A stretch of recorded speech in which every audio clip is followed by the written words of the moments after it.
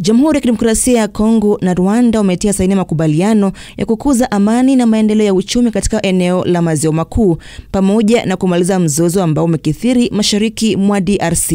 Jambo ambalo baadhi ya raia pamoja na wachambuzi wa masuala ya usalama ambao wameathirika na vita mashariki mwa DRC wamelitaja kama hatua muhimu katika jitihada za kuleta amani eneo hilo. Makubaliano ya kukuza amani na maendeleo ya uchumi katika eneo la Maziwa Makuu pamoja na kumaliza mzozo unaoharibu mashariki mwa DRC ilisainiwa Washington na waziri wa mambo ya nje wa Kongo DRC Therese Kaikwamba na mwenzake wa Rwanda Olivier Nduhungirie mbele ya katibu wa jimbo la Amerika Marco Rubio. Nchi hizi mbili zinafanya kila mmoja kuheshimu uhuru na mipaka iliyoanzishwa. Kinshasa na Kigali pia wahiti kuunga mkono ujumuishaji wa uchumi wa kikanda, haswa kwa kuimarisha uwazi katika usambazaji kwa madini muhimu. Hatua hii imeshuhudiwa na baadhi ya raia waishio mashariki mwa Kongo kama hatua muhimu na inayofaa katika kutafuta amani. Kwanza ni kitu ya maana na ni ya kuonesha gisi amani itaonekana Mkongo. Tuko huku tunateseka sana. Si yenye iko tu pale ni amani, basikilizane. Vingine vyao vya siasa hatubiyui, abo basikilizane kama mtoto wa Mungu mmoja. Hatujua kama tushukuru namna gani, lakini kila watu wawe wakamilifu kwa ambayo wamesema kupata amani na salama. Nazo asasi za kiraia pamoja na wanaharakati wanaotetea haki za binadamu wamejulisha kuwa lililo muhimu kwao ni kutekeleza ahadi za mataifa hayo mawili na kuimarisha ulinzi wa raia wao. Moise Hangi kutoka mawasiliano ya vuguvugu linalopigania haki pamoja na demokrasia nchini Kongo DRC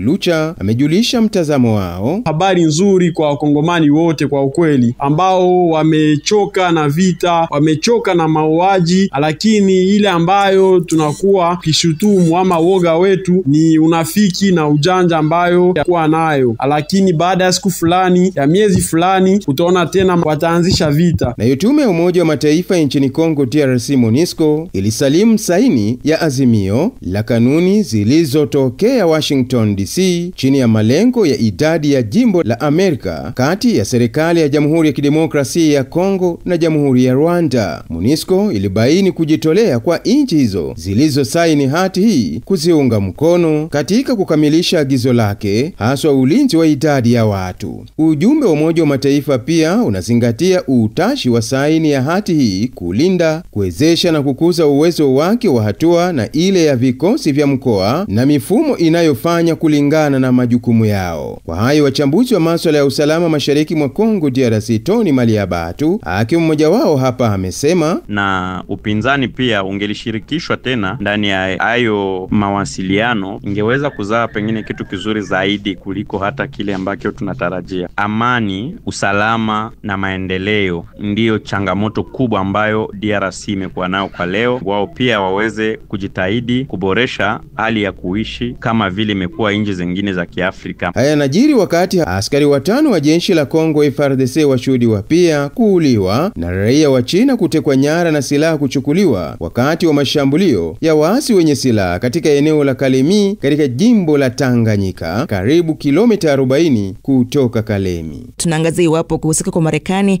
katika mzozo kati ya Rwanda na DRC ndio mwanzo kumalizika kwa mzozo huo. Awali nimezungumza na Profesa Dadi Sale ambaye ni mhadhiri kule Goma na Didier Bitaki ambaye ni mtaalamu wa sheria za kimataifa na mchambuzi wa siasa za kanda ambaye nilianza kumuuliza tutarajie nini kuhusu makubaliano kati ya DRC na Rwanda au bado ni mapema kutarajia kwamba mambo yatakwenda sawa.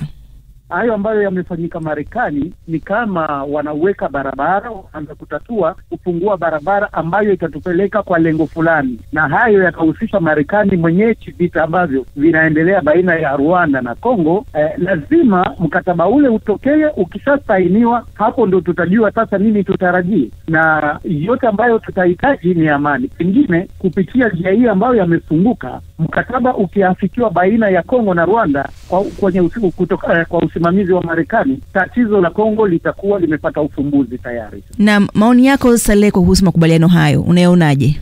Tungelitaka hiyo mkataba ilete amani, ilete uchumi ya Great Lake, Rwanda, Uganda, Burundi, Kongo, Tanzania, watu waishi vizuri, wasiuawe na wafanye uchumi pamoja. Ndio yenye tungelitaka kabisa.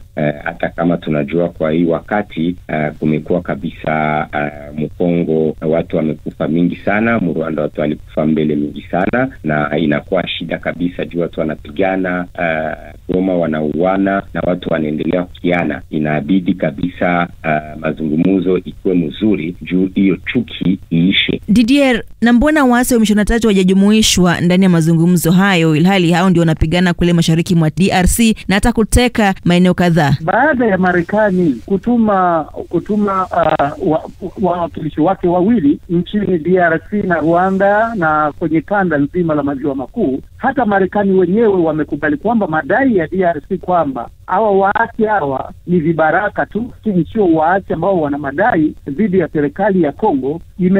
Imeonekana kwamba Marekani amekubali kwamba anayepambana ni Kongo, sio hawa waasi ila ni Rwanda. Na kwa kutafuta ufumbuzi kwenye mzozo huu lazima kuwe mahafikiano baina ya serikali ya Kongo na Rwanda chini ya usimamizi wa Marekani. Sasa hawa waasi, ikiwa Rwanda takubali kwamba anaondoa vikosi vyake, mimi sioni hawa waasi kushikilia miji ambayo wameshikilia tena, lakini kwa sababu walikuwa na madai fulani ambayo yanaelekea Kongo, lazima serikali ya Kongo mwenyewe ndio aamue kuzungumza nao. Ila mkataba ambao unaweza ukahafikiwa baina ya Rwanda, DRC na Marekani unatosha kwa kumaliza uhasama huu, lakini mizozo ya ndani ya Kongo ambayo yanahusisha hao waasi, lazima serikali ya Kongo sasa izungumze na waasi wake, wananchi wake, alafu tatizo lile litatuliwe. Ila kwa kuwaingiza kwenye mzozo ambao ni wa kimataifa kwa sasa unaohusisha Rwanda na DRC, ni mapema sana na hawana kazi huko, hawana lolote ambalo linawaruhusu wao pia wazungumze kwenye meza yale. Hapana.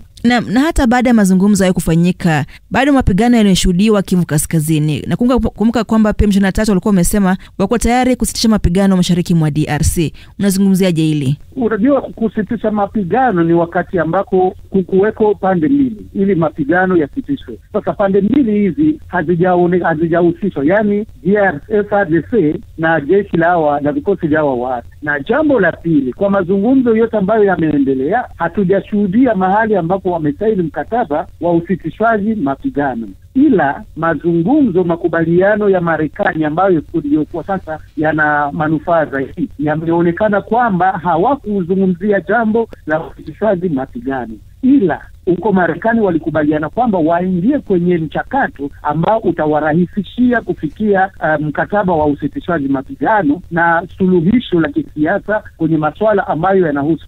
Kwa wakati huu hadi pale mkataba utakuweko, mapambano yataendelea tu kuzidi, ila ikiwa kutafikiwa muafaka baina ya pande zote ambazo zinahusika, hapo ndipo mapambano yanaweza yakasitishwa. Hiyo mkataba ya Amerika alia Rwanda na DRC aiangalie M23 na iangalie wazalendo. Ni kusema kama tungili advice, tunalomba kabisa wachunguze hiyo mambo kabisa, tusikwe na mkataba yenye haitakuwa na maana, itakuwa ya uongo, yenye watu wanasema vitu yenye abata kutenda. Washington iko kwenye mazungumzo ya kuwekeza mabilioni ya dola katika madini yaliyoko nchini DRC.